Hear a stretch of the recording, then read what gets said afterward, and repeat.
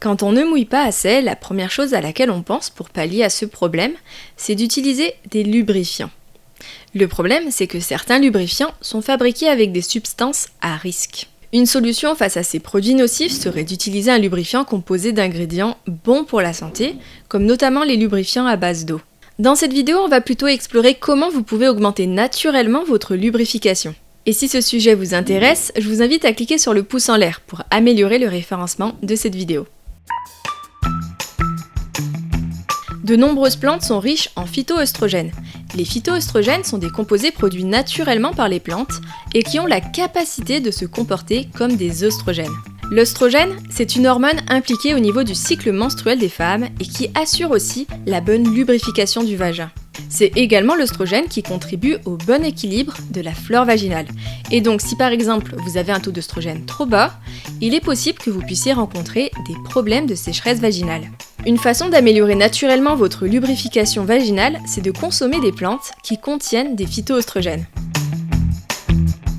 La sauge est une plante aromatique qui peut aider à réguler la production des hormones chez les femmes.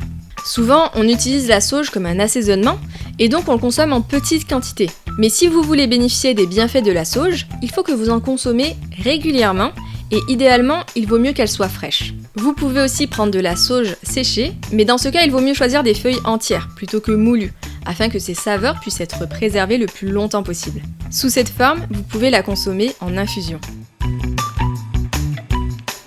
Le lin est non seulement intéressant pour ses phytoœstrogènes, mais aussi pour sa richesse en oméga 3 et en oméga 6.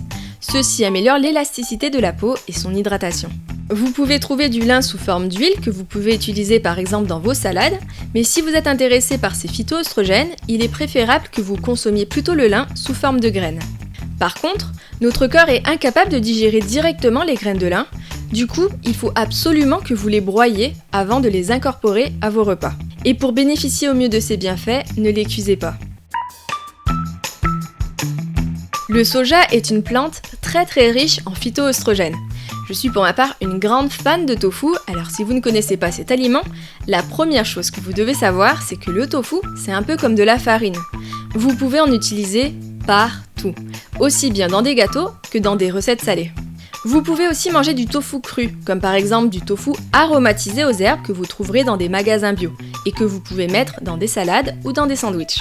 Pour ma part, mes recettes préférées avec le tofu, c'est les rouleaux de printemps, le tofu Général Tao, la brioche, le tofu agedashi, le tofu poêlé aux légumes et les côtes levées façon barbecue. Quelle est la recette qui vous donne le plus envie? N'hésitez pas à me dire dans les commentaires celle que vous aimeriez essayer. Sinon, je vous ai mis dans la description les liens vers les différentes recettes et si vous résidez en France, surtout, n'achetez jamais du tofu Björk. C'est vraiment le plus dégueulasse des tofus qui existent. Plusieurs autres plantes peuvent aider votre corps à davantage lubrifier et vous pouvez les retrouver sous forme de compléments alimentaires. C'est notamment le cas des compléments alimentaires de houblon, d'huile de bourrache, d'huile d'onagre et de germe de blé. Si vous le souhaitez, vous pouvez aussi appliquer quotidiennement et directement de l'huile sur vos parties intimes. Et donc pour cela, vous pouvez prendre de l'huile de bourrache, de l'huile d'onagre, de l'huile d'aloe vera ou encore de l'huile de jojoba. Par contre, au contact de l'huile, les préservatifs deviennent plus poreux et ça nuit à leur efficacité. Donc si vous utilisez des préservatifs, utilisez plutôt un lubrifiant à base d'eau. Si en appliquant ces conseils, vous n'arrivez toujours pas à venir à bout de vos sécheresses vaginales, il peut alors être intéressant de faire un prélèvement afin de vérifier que votre flore vaginale est bien équilibrée.